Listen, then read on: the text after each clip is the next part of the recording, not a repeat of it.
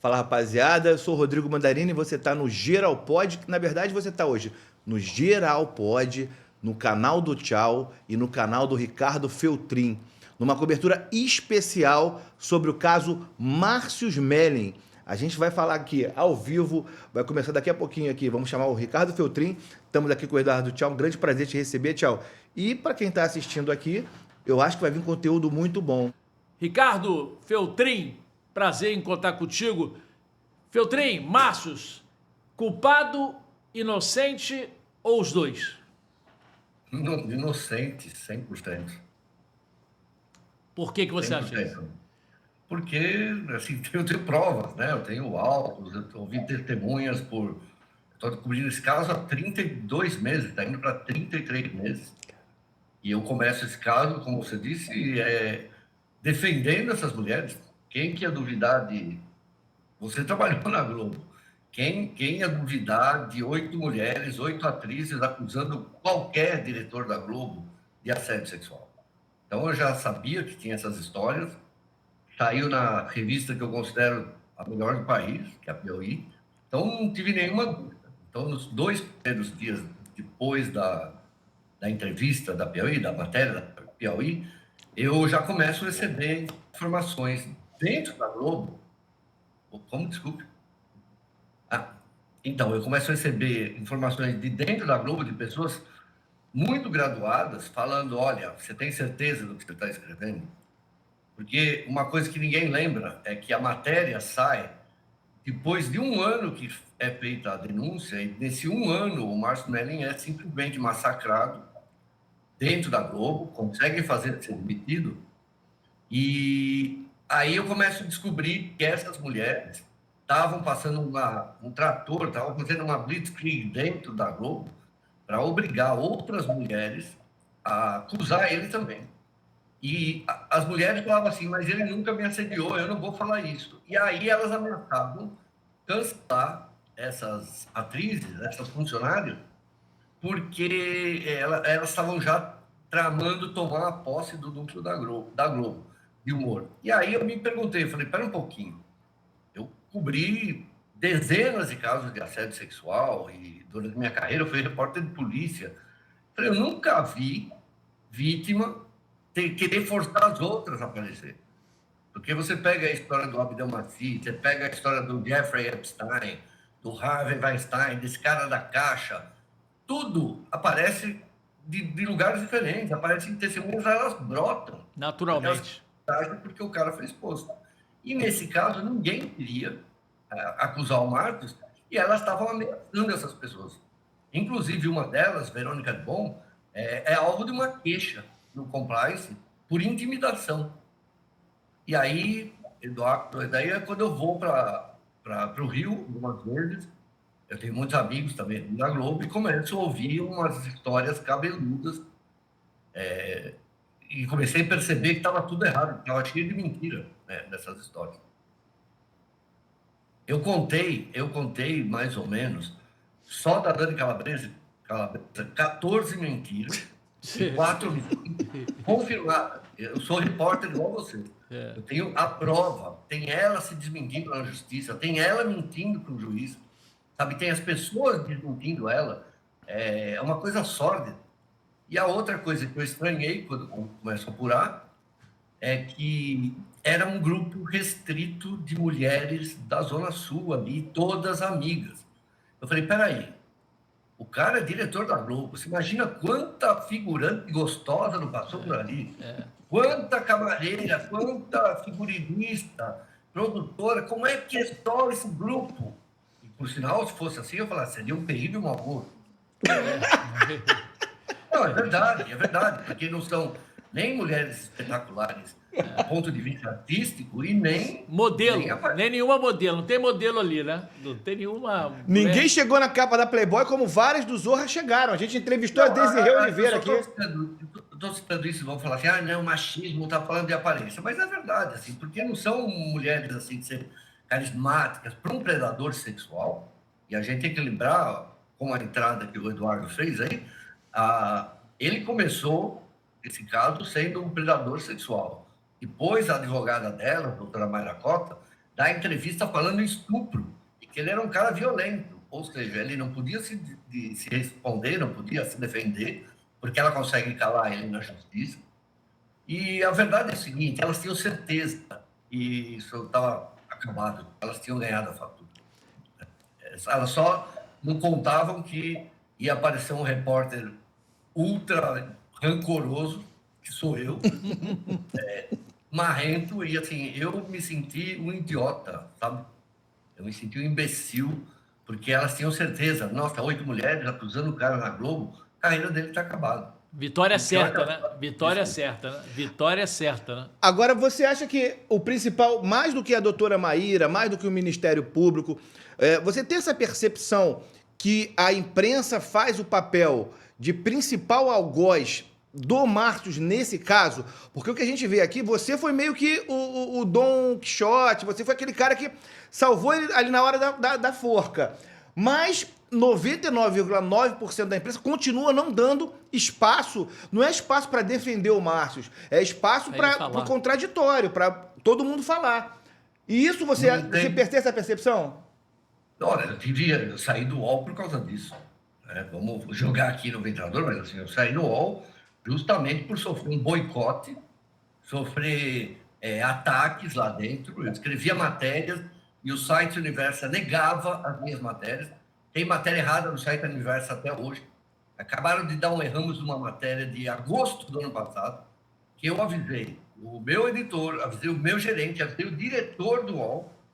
A matéria só ontem foi corrigida, e era uma mentira, porque elas falavam, são 13 acusadoras, né, de assédio sexual. Mentira. São 7 hoje, e dessas 7, 3 nem acusam ele de assédio sexual. Que loucura. Aí aparece lá outra colunista, porque aqui virou um polo de lacração, né? E ali aparece outra acusando o Márcio Belling de ter assediado 24 pessoas, gente.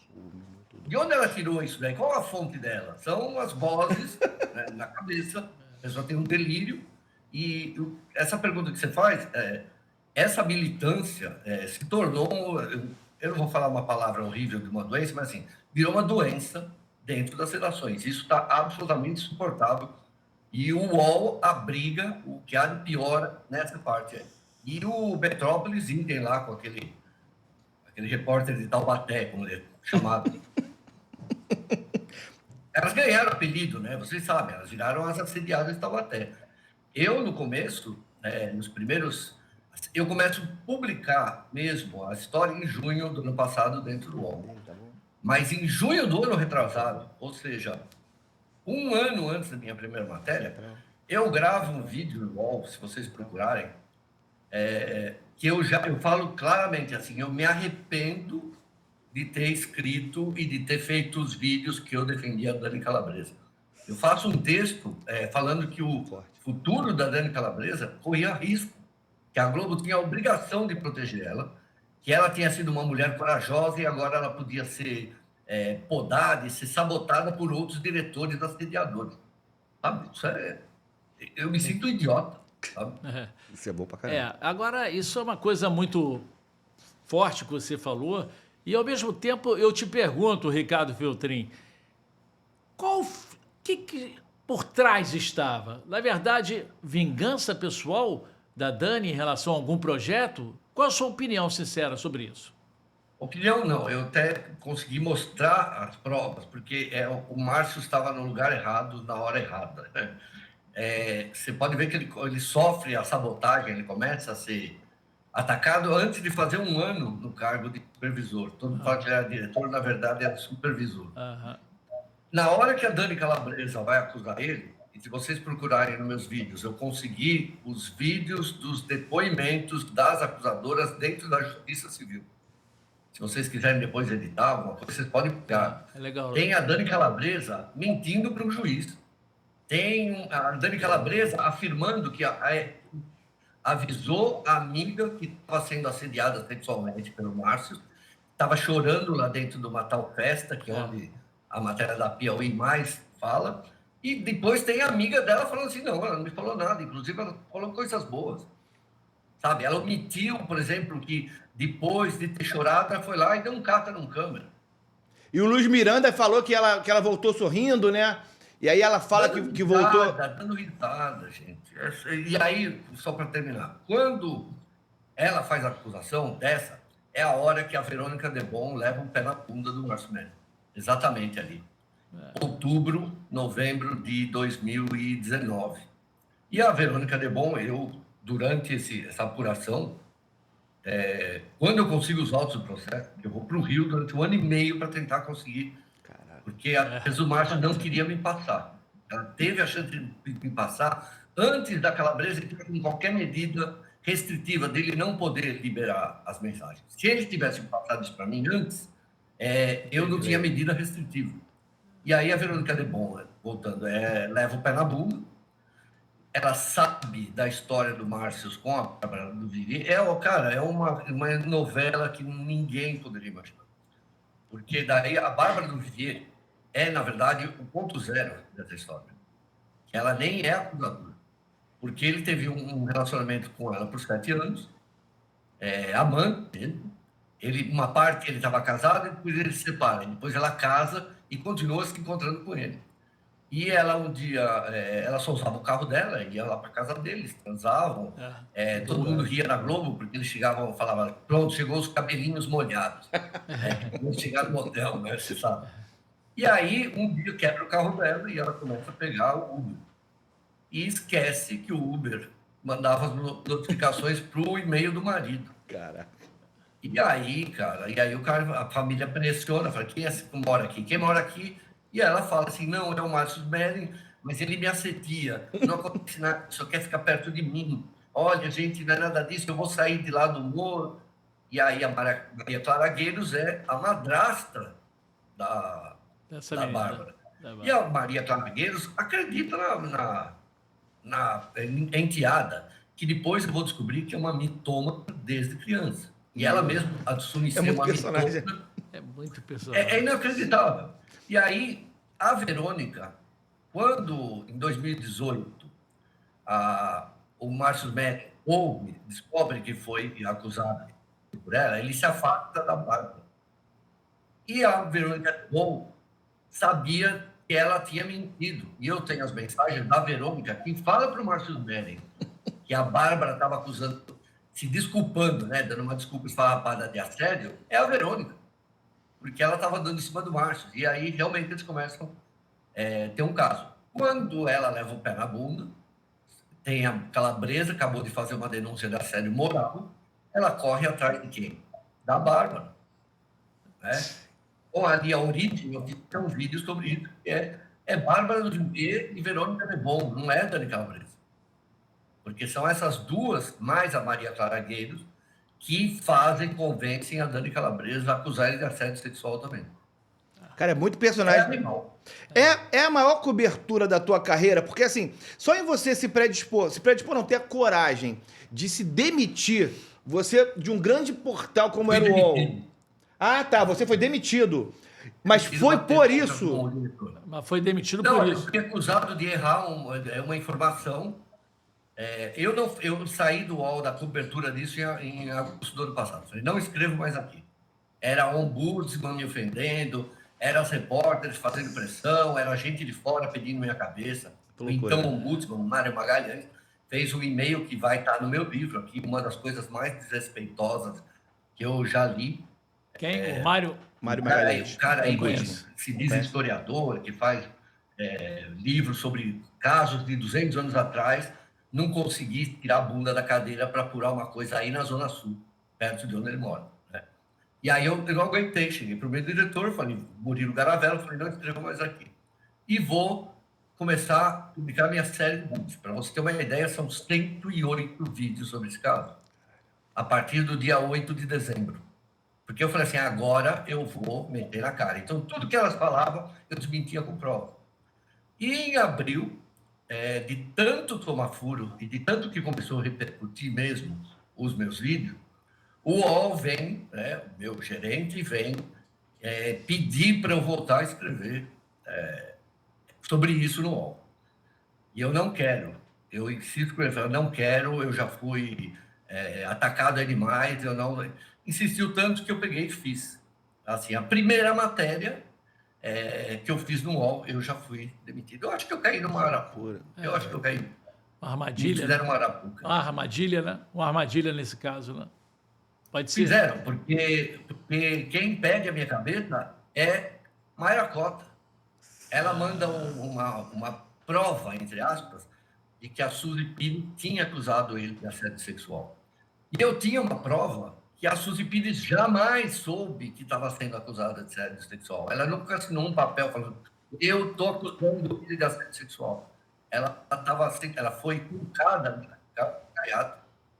E a outra repórter, a outra atriz, por exemplo, podem pegar o vídeo também aí no meu canal, Débora Lan, que ela está depondo na frente de um juiz e ela não sabe se ela é vítima ou testemunha. Ela não sabia que ela tinha uma medida protetiva contra ele. O juiz pergunta claramente, o Márcio assediou você sexualmente? Ela, não, ele não, falou moralmente. Não, eu acho que tem, sabe, você vê, eu fiquei tocado com essa moça. É, uma senhora, moça. É, moça. E ela é homossexual, né? Ele assediou até uma homossexual, porque ela é homossexual. Ela não é casada com uma mulher? Se separou há pouco tempo. Então, para você ver o nível da loucura, a Débora Lam seria vítima dele, mesmo sendo uma mulher casada? Não. Eu tenho aqui os autos processos, ela não acusa ele de absolutamente nada, nem de assédio moral e nem de assédio sexual. Só que a doutora Mayra Cota enfia ela porque elas queriam aumentar o número. Para você ter uma ideia, elas só perderam, quando a Mayra Cota surge na imprensa, eram 14 vítimas. Depois eram 11 vítimas. E foi 7, 8 vítimas. Aí uma saiu. Aí outra não quer mais depor contra ele. Você entende isso? E agora, por exemplo... No total, o quê? 5 hoje? A matéria do UOL, que saiu essa semana, voltou a falar em 13. Ah, mas agora é assédio moral e sexual. Você pode reparar que a narrativa delas, palavra que eu odeio, a narrativa delas vai juntando as coisas para confundir a opinião pública. E aí me aparece lá uma colunista do UOL falando em 24. O pessoal está absolutamente louco, né? E você falou se é a maior cobertura da minha vida. De intensidade, sim. Mas eu já gastei 9 anos para fazer uma matéria. Então, elas podem esperar. Paciência eu tenho. Né? Eu fiz uma matéria sobre o padre Marcelo, né? Eu descobri em 2000... Comecei a apurar em 2005, na morte do Papa, que eu estava em Roma. E eu publiquei essa matéria em 2014, né? Que foi... O Vaticano investigou o padre Marcelo por 10 anos. 10 anos. E eu gastei 9 fazendo essa matéria. Então, se elas esperam que eu desista, né? Você imagina, 107, 108 vídeos desde dezembro, ainda dá para fazer mais umas centenas. Agora, tem muita prova. Agora, o Márcios, ele errou também, né? Porque, assim, o que eu percebia no Márcios, no momento que ele chega ao poder na Globo, ele tinha um comportamento que, muitas vezes, ele está sendo vítima desse comportamento também, porque eu acho que ele fazia parte da política do cancelamento. O humor que o Márcios comandou na Globo em dado momento, eles tinham um processo de cancelamento. Aquela patotinha sempre gostou de cancelar. Adoravam cancelar as pessoas. Mas olha, primeiro assim, ele está na Globo desde 2003, né? E ele só virou chefão dentro em 2018. Pelo que eu tenho das mensagens todas, a principal coisa, né? Ele começou sendo acusado de ser quase um predador sexual. E hoje, o argumento é assim, não, mas ele errou. Não, mas ele quebrou o código de conduta da Globo. Não, mas ele não é santo. Então, eu acho que isso é uma vitória, isso, né? Porque o cara começar como predador sexual e hoje estão questionando, estão enfiando assédio moral no meio. E ele não é investigado por assédio moral, né? E ali, gente, eu tenho foto de todo mundo dentro de jacuzzi, sabe? As pessoas rindo, a outra elogiando o pênis dele, falando que era lindo, a outra não sei o quê, a outra jogando charme. Tem uma que fala, ele me assediou sexualmente nesse dia. E eu tenho mensagem dela 3 dias depois, convidando ele para ir para um fim de semana romântico em Angra. Falando que ia estuprar ele, a outra falando que ia estuprar ele na casa dele, né? Verônica é bom. Não, falou que... Eu tenho a mensagem, pena que eu não tô... Se você esperar... Eu vi no teu canal. Mas de Eles qualquer... transam É. e no dia seguinte ela fala assim, amor, o que que você acha? Você viu como eu me masturbo na sua cara? Essa sua cara de vibrador? E ele, ai, kkk, que delícia. Você precisa ensinar a dar umas aulas de boquete. E ela, kkkk. Não, óbvio, meu nome de atriz pornô é esse, a Cristesse de... E essa questão toda da festa de 2017, Novembro. não, né? Então essa questão é muito clara, porque a Dani fala que durante a festa foi assediada. Teve aquela coisa do... Foi agarrada. Agarrada no Agarrado, pênis, puxou perto ela. do banheiro, né? E, na verdade, é claro que ela mostra fotos, segundo até uma testemunha, e ele mesmo admitiu, ela mostra fotos dela sensuais, entendeu? Seria isso, né? Isso é provado, né, no processo. Sensuais, né, isso eu nem entrei na questão. O problema é que ela faz uma acusação que ele encoxou ela... No banheiro, perto do banheiro. Vou repetir para vocês. Peguem os meus vídeos, tem os vídeos de todos os depoimentos delas na Justiça Civil. Vocês podem colocar. Ela fala que ele encoxou ela em cima do palco, porque ela estava com o Jorge Salma. E aí tem a prova de que ela tirou a camiseta do Márcio Melli em cima do palco. E aí o juiz pergunta, a advogada do Melli pergunta na audiência, mas por que que você tirou a camiseta dele? Ela fala, não, eu tirei porque o Jorge Salma tirou também. E aí tem a outra história da festa, que ela disse que foi assediada e agarrada, e a amiga vai lá socorrer. No juiz, ela fala que ela estava sendo assediada e pegou e jogou a amiga para ele, ficar assediando a amiga. Veja só a história, né? Mesmo. É uma amiga, né? Amigona. Então, como eu estou sendo assediada por um predador, e eles se beijaram em três ali, sabe? Aquilo é a Globo, gente. Outro dia falaram assim, não, mas se você receber uma atriz de cueca, uma pessoa de cueca... eu vi. Cara, é o humor da Globo, eles fazem teatro, todo mundo fez tablado, já ficaram pelado, é outra. No Banco do Brasil, isso é crime. Eu não sei, na Globo era essa cultura, então começaram a transformar. Por exemplo, vocês falaram da imprensa, o UOL e outros veículos, Melli esfregava o pênis nos colegas de trabalho. Gente, eu já encoxei amigo na escola, sabe? Já passaram a manguinha. Depois tem um vídeo que tem acho que o Marcelo Adnet passando pinto na comida dele. E ele não sabe e ele come. Gente, isso é uma brincadeira, mas quando foi com ele, aí se criminalizou tudo. Aí mudou o discurso, né? Aí o discurso acabou sendo totalmente modificado. Todas são vestais, né? São santas e todas perceberam, né? Só depois de anos, eu estava sendo assediada, ele prejudicou minha carreira. E se você pega os depoimentos dela, são todos meio ridículos, porque eles repetem a mesma coisa. Toda, com exceção aí da Débora Lan e de outra, todas ele imprensa na parede, tem essa expressão, ele me imprensou na parede. Então, quando vem aquela Carol Portes, que foi ela que começou a história de Taubaté, né, a atriz de Taubaté, ela fala, não, ele saiu de toalha de dentro do banheiro, me imprensou na parede e me beijou à força. Todas falam a mesma coisa. E o curioso que eu percebo em relação às acusadoras, que não dá nem para chamar de vítima, é que mesmo depois e antes de passarem na mão, segundo elas, né, do Márcios, elas não conseguem fazer nada de relevante na carreira. Não, São medíocres. Não, e de qualquer maneira...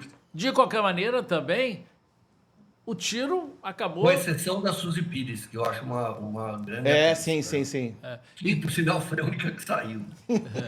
E, de qualquer maneira, que fique bem claro, né, Mandarim? O setor de humor, o departamento de humor, acabou. Então, esse tiro saiu pela culatra. Então, nessa confusão toda, elas acabou não dando nada certo. Ou seja, acabou ruim para elas, ruim para ele, ou que pior ainda para ele por causa das imagens. Então, né? Imagem dele. Isso aí é uma outra lenda que as pessoas acreditam que foi por causa dele. Elas acusam até ele de ter acabado com o núcleo do humor, mas é mentira. E essa é uma matéria que eu ainda faço no UOL, e tem o título, Pesquisa da Globo determinou o fim do humor. Como você sabe, ano após ano, a Globo faz uma grande pesquisa qualitativa com os seus telespectadores, que ela é mais aprofundada. É primeiro trimestre de 2019, Bolsonaro eleito.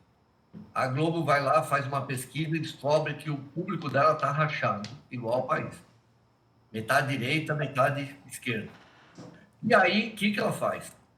Ela vai ouvir por que as pessoas estão criticando ela. Então, eles criticam, obviamente, os 3 pilares da Globo, que é dramaturgia, jornalismo e humor. E o humor, se vocês lembrarem, é a época do Isso a Globo não mostra, tá no ar, o Zorra se politizou, tudo isso é Márcio Melling, tá? Que está ali tentando transformar, tirou, por exemplo, Gostosa do humor. E aí, o que mais incomoda os bolsonaristas é o humor. Eles estavam absolutamente revoltados com o Bonner e com o humor da Globo.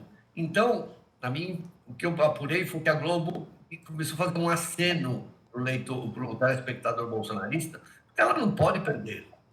Ela não pode ficar sem essa pessoa. Dinheiro, né? É dinheiro. Em março de 2019, o Melling, o Silvio de Abreu, Schroeder já sabiam que ia acabar o humor a partir daquele ano. O que, de fato, acaba acontecendo no janeiro do ano seguinte.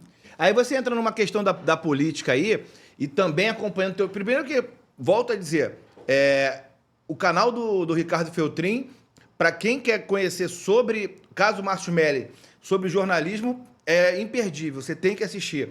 E aí eu tenho me informado muito pelo teu canal, e aí você entra nessa questão da politização desse caso, porque o Márcio, ele politiza o humor, como você está falando, ele foi o responsável por politizar o humor, e agora ele está sendo vítima dessa politização também, pelos relacionamentos que a parte acusadora tem, né, com o Cacai, com a Joyce, com a Gleice. Conta pra gente sobre isso também. Eu acho que eu não conheço o Márcio, eu queria só lembrar uma coisa que eu sempre preciso falar, assim, eu nunca tinha ouvido falar do nome Márcio Melling na minha vida, até dezembro. Eu sabia quem era a cara, porque eu lembro que tinha aquele seriado... Cara de pau. É a dupla, ele fazia uma dupla com outro ator. O comediante. Com Hassum. Hassum. Então, eu via a cara, sabia que era um ator, mas nem sabia o nome dele. Eu só vou descobrir que ele era Márcio Melling em dezembro, quando sai a matéria da Piauí. E eu acho, pelo tudo que eu investiguei a vida dele a fundo, só a carreira, que a vida pessoal não é da minha conta, eu via que, assim, ele tinha bate-boca aí com o Danilo Gentili, ele teve bate-boca com outras pessoas, assim, meio público, mas, assim, eu nunca vi ele fazendo uma campanha, sabe, contra o Bolsonaro ou a favor do Lula. Sabe, um cara meio discreto, do que eu entendi. Mas ele bateu boca aí com ícones da direita, né? Também, como, na época, o Danilo Gentili não era de direita. Ou talvez ele era de direita, mas ele nunca foi bolsonarista. Mas as pessoas abraçaram ele como bolsonarista. E eu não lembro que aconteceu alguma coisa de humor aí, eu detesto o humor da Globo. Tirando tá no ar algumas coisas e Isso a Globo não mostra, eu sempre achei deplorável assim, o humor. Teve uma época que o Zorra melhorou um pouco, eu lembro que deu uma notinha até, que era essa coisa de sumir as gostosas, sumir a mulher com o dedinho na boca, né? Tudo isso eu achei legal, mas não era uma área que eu assistia, não. Mas aí essa politização que você falou agora no teu canal, sobre o Cacai, sobre a relação da Mayra Cota. Então, o que elas começaram a fazer, depois da entrevista que elas dão para o Guilherme Amado, que era a entrevista mais chapa branca que eu vi, e ela é desmoralizada na hora que o Márcio não só rebate com provas, cada ponto, ele faz um vídeo de 2 horas, né? E ele também publica a íntegra, isso foi uma cagada do senhor Amado, né? Deixou ele gravar a íntegra da entrevista, e você vê na entrevista do Amado com as mulheres, é uma bajulação, sabe? Então, como você se sentiu naquela hora? Isso é duro, né? Sabe? E eu consegue terminar uma frase, cara. O Amado faz tudo que um jornalista não faz na vida. Tudo que vai contra. Ele não deixa o cara terminar uma frase e age como um advogado de acusação, que é uma coisa que a Juliana Dalpiva vai fazer depois do UOL, mas não no nível que o Amado faz. E aí sai a famosa entrevista daquela sexta-feira, com as 13, com Marcela Diné ali, não sabendo onde enfiar a cara, né? O Eduardo também, né? O Eduardo Stebbs. É o Eduardo. Se você estudar um pouco de comportamento, de postura corporal, vocês vão ver, eu vou fazer um clipe disso ainda, a quantidade de tempo que eles olham para o chão. Constrangimento total, né? Constrangimento total, você acredita? Não, a linguagem corporal não mente, cara, porque a gente, quando é criança, o que a gente faz quando a gente é flagrado, olha para baixo, uma bronca, ou olha para baixo, ou quando a gente está mentindo. E aí elas aproveitam essa entrevista, que a princípio causou um pouco de comoção, né? Muita gente que já estava do lado do Márcio voltou para o lado dela. E aí elas fazem aquilo que eu chamo a caminhada de Taubaté. Elas vão para Brasília e se encontram com a ministra mulher, Cida Gonçalves, depois se reúnem, são recebidas com pompa e circunstância no Congresso pela Gleisi Hoffmann, depois posam com a primeira-dama, Janja, e ainda vão no Ministério Público, no Conselho Nacional. E aí eu descobri que a Iracota era funcionária da Gleisi Hoffmann. Advogada, para ficar bem claro, advogada do grupo das mulheres, funcionária da Gleisi. Era funcionária, foi nomeada para um cargo de DNAS, aí ganhava 17 pau em 2012, né? Ela estava chegando. E aí eu descubro que também a sócia dela, Manuela Miklos, trabalhou no gabinete de transição agora do Lula com a Cida Gonçalves, com a ministra da Mulher. Então elas usaram, e aí o Cacai abre as portas do Ministério Público. Então elas usaram a estrutura, a influência política do PT, dos petistas, e o Cacai é também um famoso petista, para usar contra Márcio Melo, para condenar ele de vez. Elas acharam que aquilo... Eu tenho as fotos que estão todas rindo, sabe? Eu brinco, falo que aquilo era o sonzinho da vitória. Elas tinham certeza que ali estava acabado o Márcio. E aí que vira a história, porque 10 dias depois ele começa abre o canal dele, e aí começa o massacre. Na semana do massacre, porque ele começa a humilhar, né? O Guilherme Amado, ele humilha essas ilustradoras.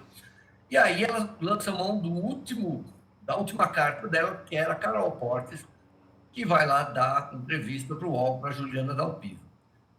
E, gente, vocês precisam assistir essa entrevista. Essa entrevista acho que é um marco da canastrite da dramaturgia, porque ela está ridícula naquele papel.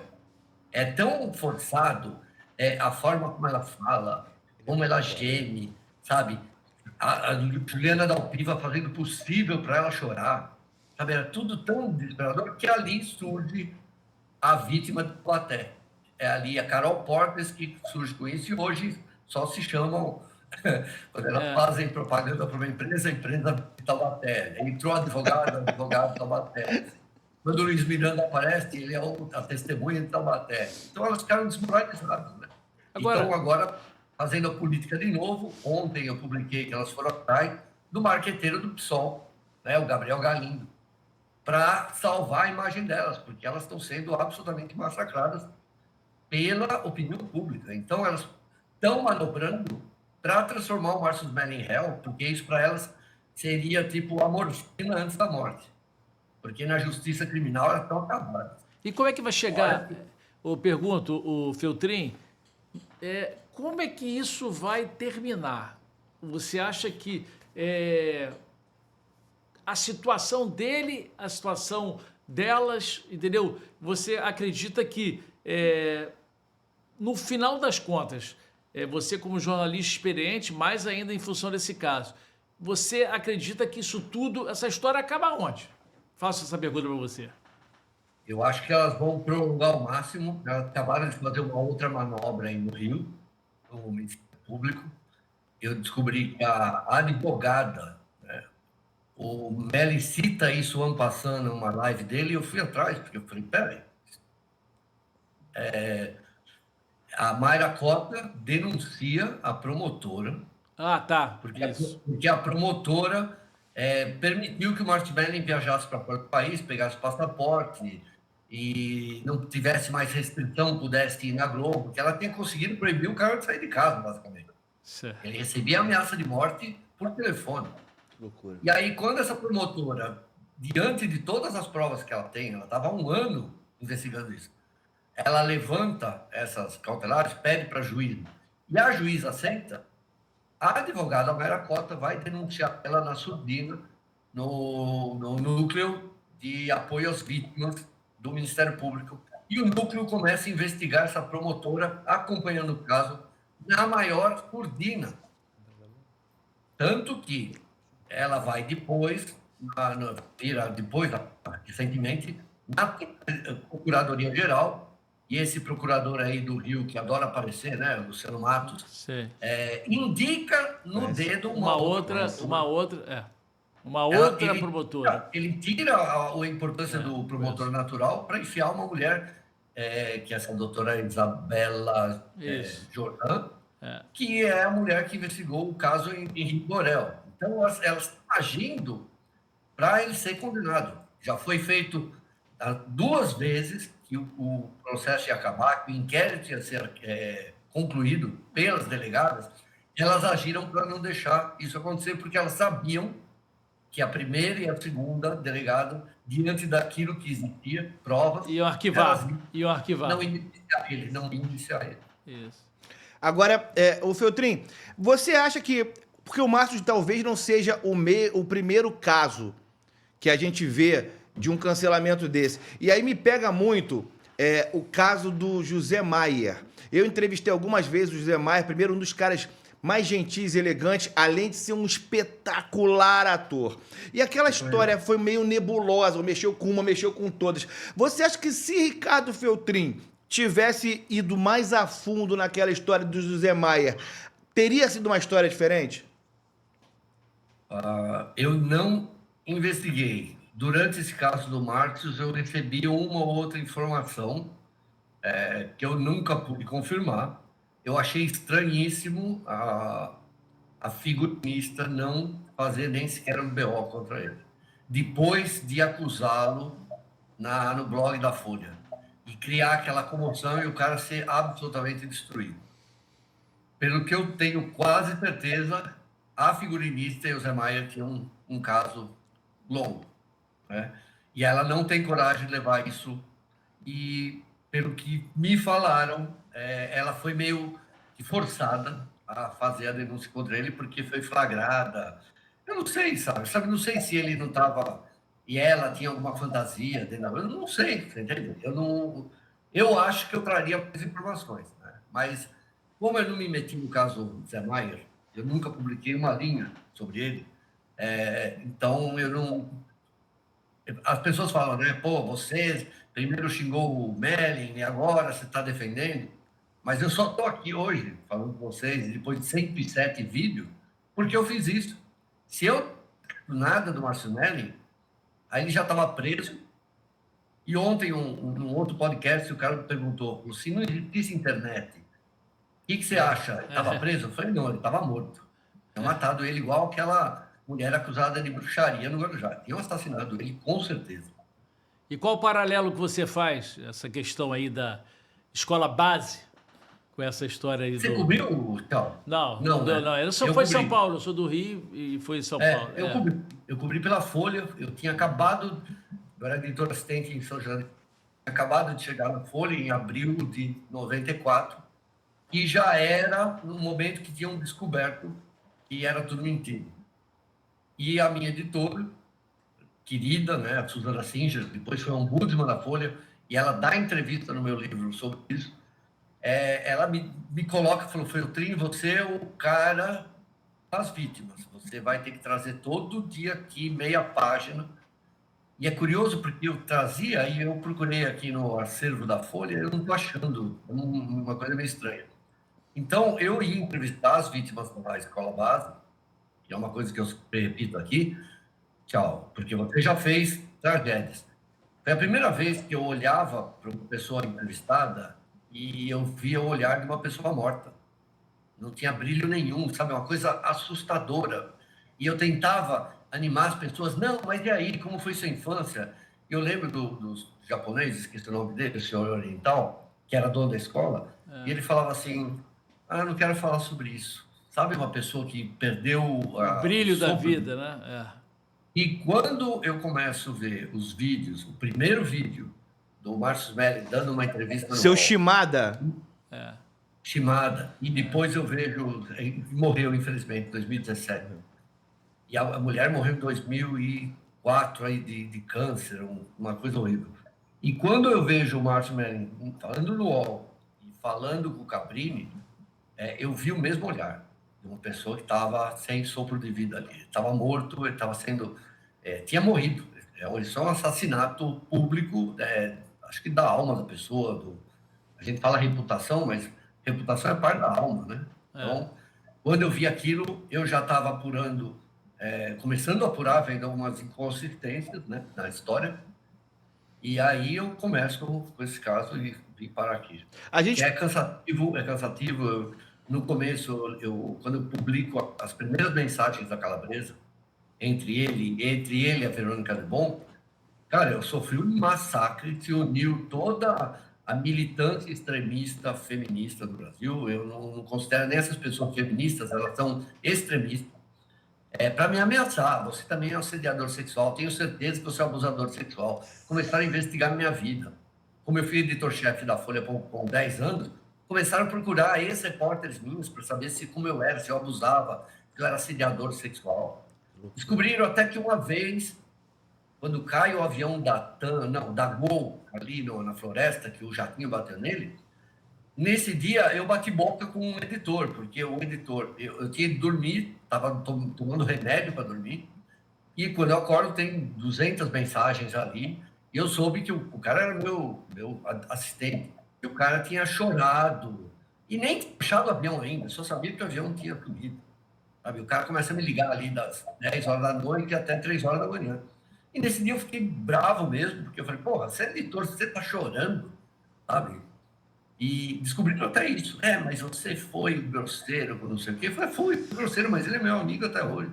Isso aí é uma coisa do... Te investigaram, né? Aí Te investigaram, né? Investigaram estou profundamente. investigando até hoje. Outro dia uma moça mandou uma mensagem, porque um cara falou assim, porque eu sou Red Pill e não sei o quê, eu quero ficar sozinho, não sei o quê. E eu faço uma brincadeira, porque eu sou um cara super sozinho, não solitário, mas moro sozinho, vivo sozinho, viajo sozinho. Eu tenho uma tendência a não gostar de pessoas, meio misantropo. Desde que eu sou criança. E aí, eu brinquei com o moleque do Red Pill, nem sabia que era Red Pill nesse tempo, que é um termo novo. Eu falei, nossa, então quer dizer que eu acho que eu sou a Red Pill. Brincando, eu nem sabia quem era. Nossa, a mulher achou uma mensagem de 1 ano atrás e mandou para a Mayra Cota, publicamente, numa rede social, e a Mayra, obrigado por compartilhar. Papel ridículo dessas mulheres, elas estão fuçando minha vida que eu publiquei há 10 anos. Eu falei, pode sentar aqui na frente? Eu conto o que você quer saber. O que vocês querem saber de podre? Que eu namorei uma atriz pornô? Namorei. Namorou? Namorei, maravilhosa. Que eu usei droga. Quem que nos dava nos anos 90? Sabe? É isso que é o podre que eu tenho. Olha, ele gosta de uísque. É mentira, hoje eu gosto de gin. Sabe? Vai falar o quê? Sabe? Minha vida, eu fiz a minha vida, o que eu sou, eu aprendi a ser uma pessoa justa. Eu sou meio justiceiro, um ariano, não justiceiro, eu não suporto justiça, sabe? E por isso, talvez, que eu não tenho turma, nunca tive desde moleque, eu nunca fui embalada com turma, eu não viajo com ninguém, eu vivo sozinho, eu e minha gata Isabelita aqui. Tenho meus freelancers aí, participações assim, especiais. Eu não tenho coragem de me envolver com ninguém, porque eu vejo... eu fiz um curso de tiro, eu adoro atirar, não sou de direita, mas eu atiro muito bem, inclusive com carabina.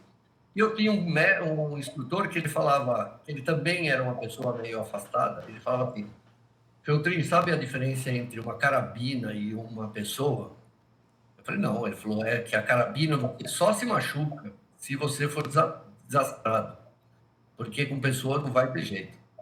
Vai e te vocês já machucar. devem ter passado isso a vida de vocês. Lógico. Pessoas que diziam que eram super amigas, queridas, né? E depois te sacaneia de uma maneira que é exatamente o que o Melly passou, né? Ele acreditou, ele era sociável e se ferrou por causa disso. Agora, Feltrin, você tem noção, você falou aí do olhar sem alma, sem vida, você tem noção no sentido humano mesmo, você tem noção da importância que essa tua cobertura tem pro Mellen, pra família do Mellen, que o Mellen poderia não estar aqui, e aí sem ser piega, sem ser nenhum sentido sensacionalista não, mas você tem noção que você salvou a vida do Mellen? Ou pelo menos... Está em processo ainda. Está em processo de salvação? Eu não falo salvar, mas eu sei que no Natal de 2020, esse cara teve, acho que, o pior Natal que um ser humano pode ter. Porque a entrevista sai dia 5 de dezembro na Piauí. Sabe? Ele não podia sair na rua. Era Natal e o cara sendo ameaçado de morte. E as filhas dele tiveram bullying, filhas né? dele, Escola. meninas de 11 anos, gente, sofrendo bullying na escola. Essa acusação é feita quando a menina, uma das filhas, está indo operar, fazer uma cirurgia cardíaca de peito aberto nos Estados Unidos. E a menina sai daqui do Brasil com o pai sendo assediador. Quando ela volta para cá, o pai já era um estuprador, porque a advogada não parava de fazer isso. E eu escrevi isso num tweet, ou falei num vídeo, não lembro mais. O meu maior orgulho é que no ano passado, no Natal do ano passado, ele passou com a família.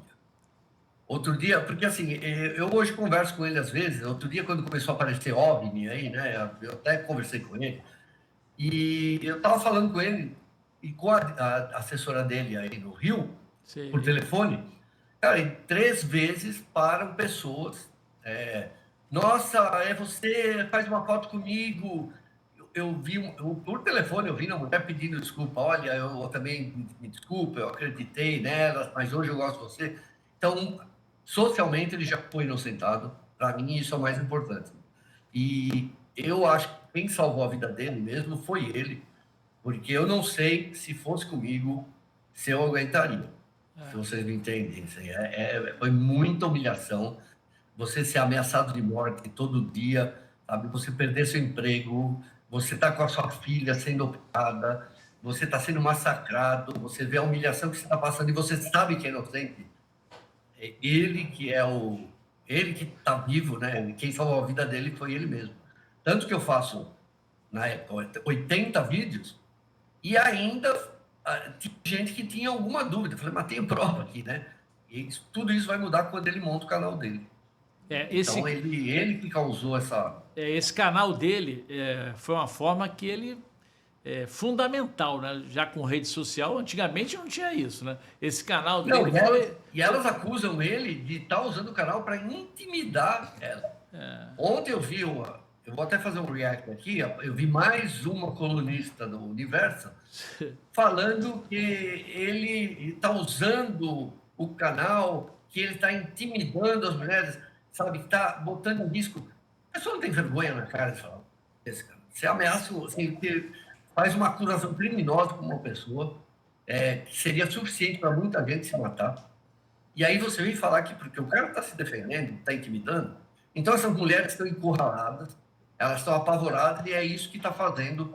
Elas não acreditavam que podia acontecer isso, nem depois que eu comecei a fazer os vídeos.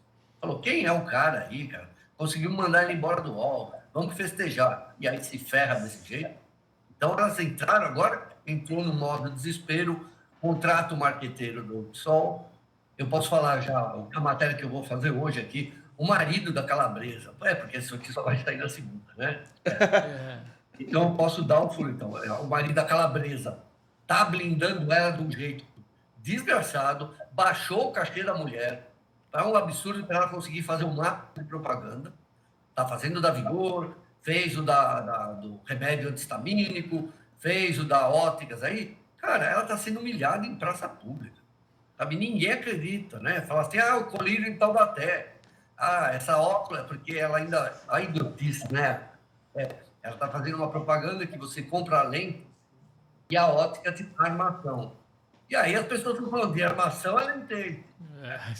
Você acha que, sem dúvida nenhuma, o número de anunciantes para Calabresa caiu muito? Teve essa... E tem haters, Não, né? Não, pelo contrário. Aumentou porque ela diminuiu o Nunca cachê. Não, mas vida o fez cachê, três- ela diminuiu o cachê. É. Muito. Ela diminuiu pra Se ela não conseguir diminui, fazer. se ela não diminui o cachê, ia perder tudo. E os haters estão lá nas redes sociais. Quando ela postou da Vigor, os comentários foram recorde de comentários lá. Todo Negativos. mundo detonando ela. Negativos, É. né? Olha, eu nunca vi nada igual, porque tinha 2 comentários de 120, quando eu vi, que eram a favor da Vigor. Um comentário era da Vigor e o outro era da Calabresa. O resto, gente, acabando com a marca de uma marca que tem 106 anos e que, até onde eu sei, eu consumi desde criança, não tinha problema nenhum, não merecia isso. O requeijão Então, é uma acho que- delícia, pô. O requeijão Oi? da Vigor é uma delícia. Se quiser patrocinar aqui nosso canal, é uma delícia. Eu gosto muito. E eu não vou ter tanto hater, vou ter pouquinho só. E tem o Gil da Então, Vigor, né? e elas estão tentando isso, elas criaram uma equipe, né, agora também, que está tentando limpar as coisas. Elas fecharam muitas redes sociais, restringiram. O marido da Calabresa está colocando aí, ele é o publicitário e é o empresário dela agora, né, Richard Neumann. Ele está botando uma equipe lá para limpar os comentários. Então, você vê, ontem eu entrei eu tenho um perfil aí de investigação, né? Eu entrei no perfil dela no Instagram e tinha, assim, uns 80 comentários positivos. E daí eu comecei a ver, a mesma pessoa tinha postado 8 vezes 8 coraçõezinhos. Isso é robô, é robô. Oi? É um robô. Não sei se é robô ou é puxa-saco. Mandado. Entende? E aí Robô. entrando algumas pessoas famosas falando parabéns, Dani, linda, maravilhosa. Mas assim, você vai vendo todos os pontos, são as mesmas pessoas que postam 7, 8 vezes para parecer que tem volume. Mas em todos tem lá, nossa, a modelo de Taubaté, a Cindy Crawford de Taubaté, a Barbie de Taubaté. Então, do ponto de vista social, só restou para elas mesmo tentar armar para ele ser transformado em réu. Mas na justiça criminal vai ser um senhor massacre, né? O Zé Apesar da Carlos promotora, apesar da promotora ter sido mudada, você acredita nisso? Eu não sei, a gente tem que confiar que a promotora seja uma pessoa justa, e qualquer pessoa justa. E pegar os depoimentos, pegar as mensagens, ouvir os depoimentos dela na Justiça Civil, que é o processo que o Márcio move contra a Calabresa, lembrando que foi ele que começou esse caso na Justiça, não tem como condenar um cara desse, não tem como transformar em réu. Tanto que já passou por 4 delegadas, 5 promotoras, essa aí é a 6ª, e não conseguiram indiciar o cara depois de 2 anos e meio. Então, como é que pode isso, né? Demora muito, né? Para demorar processo esse tempo todo, esses 2 anos. Não, E ele quer. é curioso que ele tem mais testemunhas mulheres do lado dele do que elas. Você pode ver que elas são esse grupo dos 7 desde dezembro de 2019. Não conseguiram aumentar esse grupo, por mais que intimidassem outras pessoas. Cadê? Elas tentaram fazer isso, né? Eu também dei esse vídeo ano passado. Elas começam a convidar pessoas, mulheres, a acusar o Márcio Smelling, e elas prometiam, e não sei se não vão acabar fazendo isso. Sabe o voz de pato, o sombra do ratinho? Aquela imagem escura que fica aquela voz de pato? Elas estavam oferecendo isso para mulheres acusarem de qualquer coisa. E, infelizmente, elas convidaram uma pessoa que eu tive acesso. E a pessoa falou, a fulana ligou e me ofereceu tudo isso aqui. Eu tenho gravado. Agora, Feltrin, vai ter uma série, vai ter um livro, eu tenho certeza que você já falou que está produzindo. Você está esperando o que vai acontecer, como o Tchau falou, o desfecho disso, para lançar esse livro bombástico sobre esse caso, que vai ser um manual de jornalismo, ao meu ver? Olha, sinceramente, eu não tenho a menor vontade de escrever um livro. Eu até pensei nisso, porque eu já escrevi um livro, vendeu 2.000 e poucos exemplares e eu recebi R$400. Então, um livro desse eu vou gastar. Não, a gente não recebe, gente. Vocês sabem que a editora paga. Eu recebi 10%, nem isso, né? Do valor de capa. a editora ficou com 30% e a livraria, que acaba de falir, ficou com 60%. Então, eu vou perder aí um ano. Então, eu acho que, em vez do livro, eu estou fazendo A live. o canal. O canal, eu a live. deixar o canal com história. Tem lá 107 capítulos, até agora, de uma história de terror. Vai ter um filme já de ficção, que já foi anunciado pelo cineasta Luiz Angel, que é um cineasta aí premiado internacionalmente. Você está no projeto? Eu vou aparecer no filme, no meu papel mesmo, mas é uma ficção inspirada um pouco nesse caso. O filme chama Ego. Já tem algumas pessoas, parece que o Juno Andrade, que é marido da Xuxa, já confirmou participação. Eles estão negociando aí com uma outra pessoa, aí, uma atriz de outro nível, né? Perto do que a gente conhece aqui no Brasil. Então, é muito difícil, né? Porque o Luiz Angel, por exemplo, ele deve estar encontrando dificuldade porque deve ter a turma da lacração ali que não quer participar do negócio desse. Fechando a porta, né? É uma pessoa maravilhosa, eu acho que ele vai conseguir. O filme está previsto para começar a rodar agora talvez esse ano ainda, ou fevereiro, acho que fevereiro do ano que vem. Agora, mas é uma ficção. Agora, Feltrin, quando você... primeiro, quando a gente está chegando agora no final, né, do nosso papo aqui, quando você vier ao Rio, eu queria te convidar para vir aqui, para a gente bater esse papo pessoalmente novamente, falar mais disso. E outra, eu acho que é uma vontade de nós três e principalmente do público. Que a verdade apareça. Ter que a verdade apareça e a gente ter o Márcios aqui. Então, se a gente conseguisse trazer o Márcios aqui para conversar com a gente... E que se você pudesse vir também, se a gente conseguisse essa força-tarefa. E aí, sem chapa branca. Sem chapa branca, mas eu acho que o Márcios merece, a verdade merece, na verdade, aparecer um pouco mais. E assim, eu acredito que o que a gente está fazendo aqui, que não é chapa branca, é jornalismo, é ouvir todos os lados, saber os erros que o Márcios realmente cometeu para chegar nesse nível, né? Chegar nesse ponto. Nesse ponto. Primeiro, infelizmente, eu acho que eu sou muito bem-vindo aí na Zona Sul do Rio. Nós estamos na Barra. Nós estamos na Barra, Zona Oeste. Eu morei aí. Só chegar. Hoje a gente fala assim, ele cometeu erros, né? Ele mesmo deve saber disso, porque ele quis manter, como eu disse, ele está lá desde 2003. Ele foi ator, ele convivia com essas pessoas como ator. Ele tinha os casos dele e elas tinham os casos dela, sabe? Eu tenho todos os casos que uma tinha com a outra. Eu sei da calabresa beijando câmera, porque um dia eu vou mostrar aqui também um outro vídeo como que ela age nos bastidores.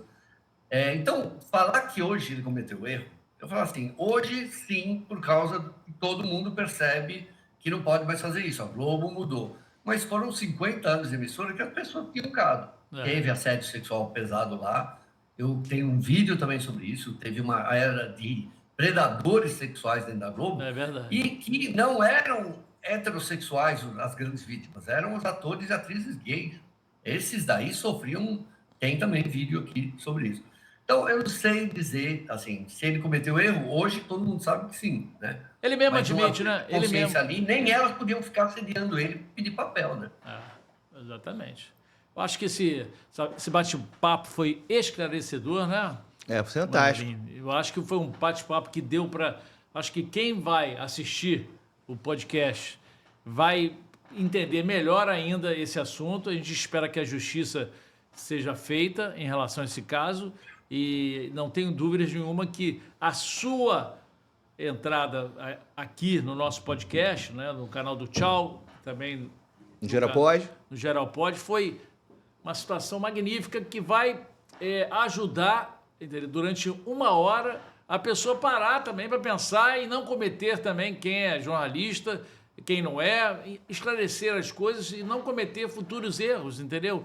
Porque, afinal de contas, eu vou dizer um negócio para você. Apesar de todos esses casos no jornalismo, né, que eu tenho 37 anos de carreira, não tá, sempre volta a acontecer, né, Feltrin? É impressionante, né? Não há... É isso que eu não entendo, né? Eu acho que esse caso já teve, apesar do sofrimento para o Márcio, já teve um efeito positivo, que é a mudança dentro. Eu tenho umas amigas aí que trabalham dentro de empresas, elas falaram, mudou o paradigma, que hoje executivos não ficam dentro de uma sala. Eu não sei se isso é bom, mas agora eu acho que prefiro. Executivos de grandes empresas não ficam mais dentro de uma sala fechada com nenhuma mulher. Sabe? Tem câmeras e tem agora áudio, gravação de ambiente do lugar.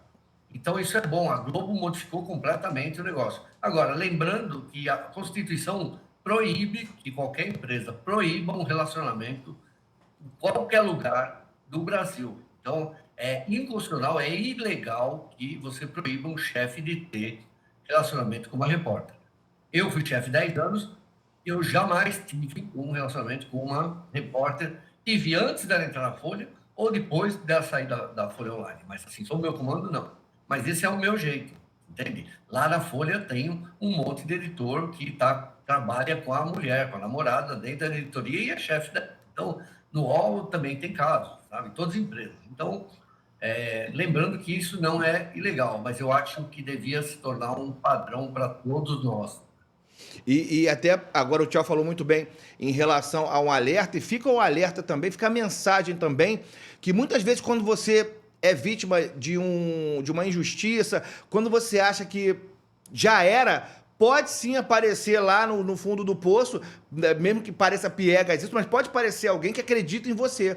E que você não desista realmente de provar, se você for inocente, de provar a tua inocência. Mesmo que todo mundo esteja contra, pode sim aparecer, porque eu acho que foi isso. Eu acho que fica muito essa mensagem que, infelizmente, o pessoal da escola base não conseguiu, e a gente teve aí 30 anos depois a série no Globoplay, em que o Salário assume sua parcela de responsabilidade, que não precisa chegar a 30 anos, porque agora tem a internet, teve o Feltrin, mas que as pessoas que não têm visibilidade, em casos que não tenham visibilidade, que tem sim, que não desistir de provar sua inocência, desde que você seja inocente, mostrar a verdade, né? Porque pode aparecer um cara como o Feltrin apareceu aí, que resgata, que dá luz à verdade. Foi, porra, foda. Só para fechar aqui, é importante lembrar também que eu acho que a maioria absoluta das denúncias de assédio são verdadeiras. A gente não tem dúvida, a gente vive num país machista com uma cultura mesmo que elas gostam de falar do patriarcado, que é uma palavra que eu não gosto, mas é a pura verdade. Então, a mulher foi milênios, não anos, décadas, foi tratada desse tipo de forma. Era normal o chefe vir e ficar fazendo massagem nas suas costas, sabe? Ficar dando beijinho, ficar mandando mensagem. Então, isso está acabando graças também a esse caso aqui. Então, mas eu acho que é esmagadora a maioria dos casos de denúncia. Agora, eu estou recebendo cada vez mais denúncias de falso assédio. Agora, também tem a questão que você falou muito bem aí, e o espaço aqui está aberto para todas as acusadoras, para a equipe, para a doutora Maíra Cota, para quem quiser falar. Eu acho que a gente tem que manter o canal, o espaço aberto aqui. Então, vocês vão chegar até esse vídeo, tenho certeza disso. E o espaço aqui, o mesmo espaço que a gente está dando para o Feltrin, que a gente está oferecendo para o Márcio, a gente está oferecendo para vocês aqui. Não há lado. O nosso lado aqui é o lado da verdade, é o lado da informação com precisão, não é isso? Inclusive, até se a promotora, essa nova promotora, né, quiser vir também, que a gente acredita no trabalho dela, entendeu? Que será bem feito, como o Feltrin falou, que acredita na justiça e que vem aqui, porque eu conheço também o procurador Luciano, né? Acho que não pode, viu? O caso está sob sigilo. Mas a Maíra Cota e as acusadoras pode vir. Aliás, eu vou para o meu canal também para fazer uma live com elas, com todas, se quiser. Tá, ok, eu agradeço aí a presença do Feltrin e vocês vão encontrar toda essa entrevista, esse bate-papo no canal do Tchau. No Geral Pode também e... Valeu. Obrigado. E no canal do Feltrin. No canal do Feltrin. Tá bom. Obrigado, Feltrin. Um abraço. Tchau. Obrigado mesmo. Valeu.